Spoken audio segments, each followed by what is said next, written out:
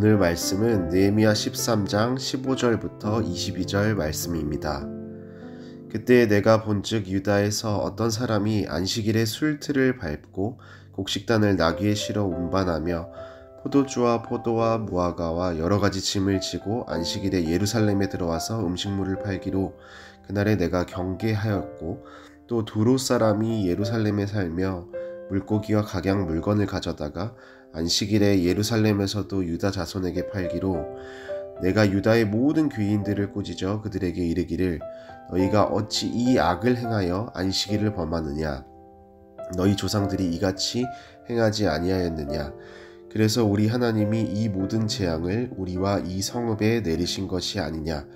그럼에도 불구하고 너희가 안식일을 범하여 진노가 이스라엘에게서 더욱 심하게 임하도록 하는도다 하고, 안식일 전 예루살렘 성문이 어두워갈 때에 내가 성문을 닫고 안식일이 지나기 전에는 열지 말라 하고, 나를 따르는 종자 몇을 성문마다 세워 안식일에는 아무 짐도 들어오지 못하게 하였으므로 장사꾼들과 각양 물건 파는 자들이 한두 번 예루살렘 성 밖으로 자므로 내가 그들에게 경계하여 이르기를 너희가 어찌하여 성 밑에서 자느냐?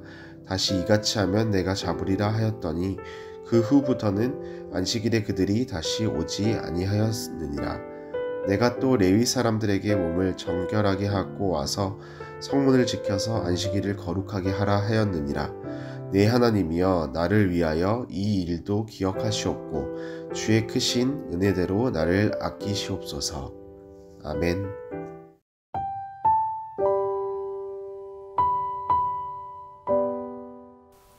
13장 1절부터 14절은 성전과 직분자들을 개혁하는 내용이었습니다.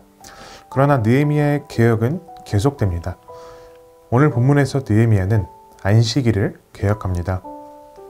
분명히 그들은 느헤미야 8장에서 율법 낭독하는 것을 듣고 9장에서 그들의 죄를 회개했지만 그들은 다시 하나님의 말씀과 반대되는 길을 걷고 있습니다. 안식일에 하지 말라는 하나님의 명령을 거부하고 일을 합니다. 어떤 이들은 술틀을 밟고 어떤 이들은 나귀를 부려서 곡식과 과일을 나르며 여러 가지 짐을 지고 예루살렘 성을 드나들며 장사를 하는 이들이 있었습니다. 느헤미야는 이들의 태도에 대해서 경고합니다. 느헤미야의 경고는 주중에 할 수 있는 일을 왜 안식일에도 행하느냐 하는 경고였습니다. 그러나 문제는 쉽게 해결되지 않았습니다. 이제는 이방 민족인 두로 사람들이 와서 다양한 물건들로 장사하기 시작합니다. 아마도 이들은 편법으로 안식일을 거부하고자 한 것 같습니다. 자신들이 가지 않고 다른 사람들이 와서 파는 물건들을 사면 안식일을 범하지 않았다고 볼 수 있었기 때문이죠. 그러나 그들의 수는 통하지 않았습니다. 안식일의 요점은 물건을 사고 파는 데 있는 것이 아니기 때문입니다. 그럼 이들은 왜 자꾸 안식일을 범할까요? 하나님에 대한 불신과 그에 따른 불안, 그리고 욕심 때문입니다. 출애굽한 이스라엘 백성들을 한번 생각해 보십시오. 그들이 어떻게 안식일을 범했나요? 배고파하는 그들에게 하나님께서는 메추라기와 만나를 주셨습니다.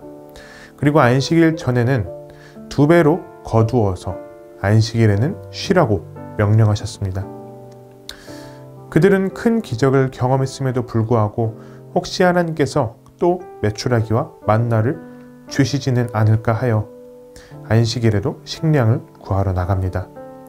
그리고 하나님께서는 그들을 책망하시죠. 그들은 자신의 배를 채울 양식을 구하고자 했습니다. 욕심입니다. 그러나 그 욕심을 내려놓자니 이들은 불안합니다. 자신들을 책임지시는 하나님을 신뢰하지 못하니 불안이 엄습하고 결국 욕심에 잠식당하고 맙니다. 이러한 이스라엘 백성들의 모습은 우리에게도 있음을 부인할 수 없습니다. 안식일에 아예 일을 하지 않아야 된다는 율법주의적인 얘기를 하는 것은 아닙니다. 또 그분들을 정죄하는 것은 아닙니다. 직업 특성상 주일날 일을 해야 하는 사람도 있을 것입니다. 물론 참된 안식일을 생각한다면 우리는 주일을 온전하게 쉴 수 있는 직업을 택하는 것도 많지만 우리의 현실이 녹록지 않은 것은 사실입니다. 그러나 그러한 직업이 아님에도 생계를 위해 우리는 주일날 일을 하곤 합니다. 저도 신대원 1학년 때 사역도 하지 않고 돈이 없을 때 주일날 모든 일을 마친 후에 저녁에 자전거로 배달 알바를 종종 하곤 했었습니다. 저는 그때 왜 피곤한 몸을 이끌고 주일날 일을 했을까요? 돈은 없는데 생활비는 있어야 하겠고 그렇다고 할 수 있는 일뿐이라곤 주말에 배달하는 것뿐이니 그렇게 했던 것 같습니다. 그러나 더 본질적인 저의 문제는 무엇이었을까요? 하나님에 대한 신뢰의 부족입니다. 저는 저를 먹이시고 돌보시는 하나님을 더 주목하지 못했던 것이죠. 현실의 문제가 저로 하여금 하나님을 바라보지 못하게 만들고 안식을 누리지 못하게 만든 것이죠. 그렇다면 한편으로 안식일을 지키는 것은 무엇을 의미할까요? 하나님에 대한 신뢰를 의미하기도 합니다. 나의 인생을 돌보시는 하나님께서 내가 굶주리지 않도록 인도하실 것이라는 믿음을 동반합니다. 그래서 안식일이란 하나님을 신뢰하지 못하도록 만드는 이 세상에 대한 저항입니다.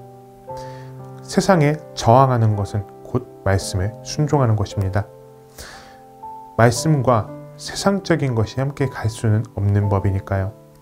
그래서 느헤미야는 백성들이 말씀을 범하는데 조금의 수도 통하지 않게 안식일에 성문을 잠그고 성에 장사하러 오는 이방인들에게 강하게 경고하기도 한 것입니다.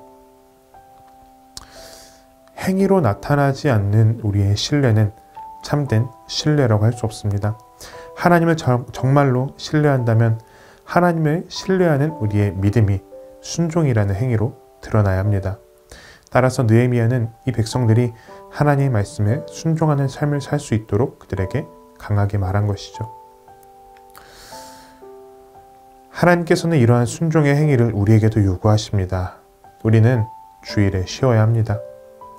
일을 하느라 지친 몸을 쉬어야 할 뿐 아니라 예배를 통해 하나님을 누리는 참된 안식을 누려야 합니다. 그러나 우리의 현실은 우리가 쉬는 것을 그냥 두지 않습니다. 우리의 바쁜 일상은 우리로 하여금 쉴 수 없도록 하며 쉬는 삶은 사치라고 여기게 만듭니다. 그러할지라도 안식일을 거룩하게 지키라고 명령하신 분이 우리 하나님이시라면 우리는 그 말씀에 기꺼이 순종할 수 있어야 합니다.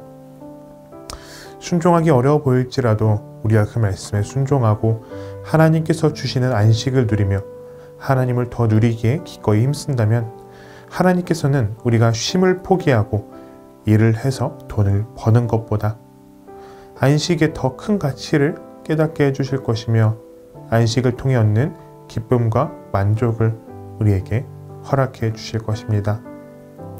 나아가 우리는 지금의 안식을 통해 더 완전하고 영원한 안식을 더욱더 소망하게 될 것입니다.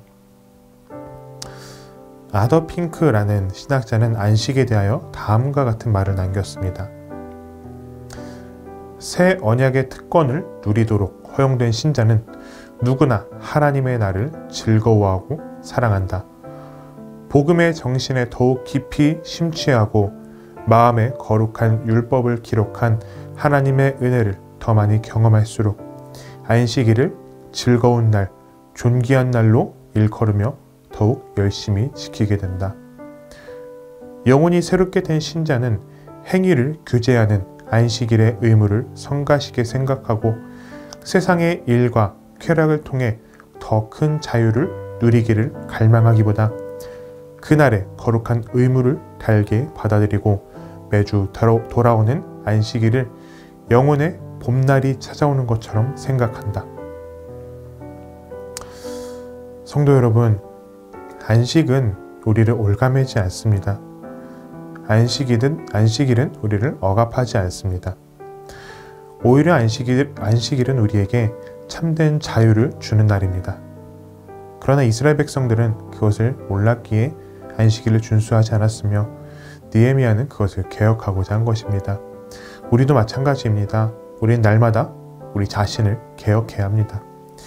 현실에 몰두하는 우리 자신을 개혁해서 하나님께 주목해야 하며 하나님께서 주신 안식을 누리도록 우리 스스로를 개혁해야 합니다.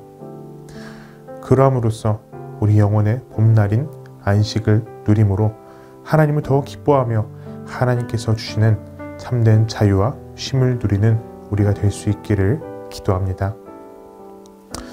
말씀을 생각하며 함께 기도하겠습니다. 현실에 매몰되지 않게 하시고 하나님을 바라볼 수 있는 믿음을 주소서. 안식의 참된 의미를 늘 묵상하며 하나님께서 주시는 참된 자유와 쉼을 누리며 하나님을 더욱 기뻐하는 성도가 되게 하소서. 오늘도 말씀으로 나 자신을 돌아보고 개혁하는 우리가 되기를 소망합니다.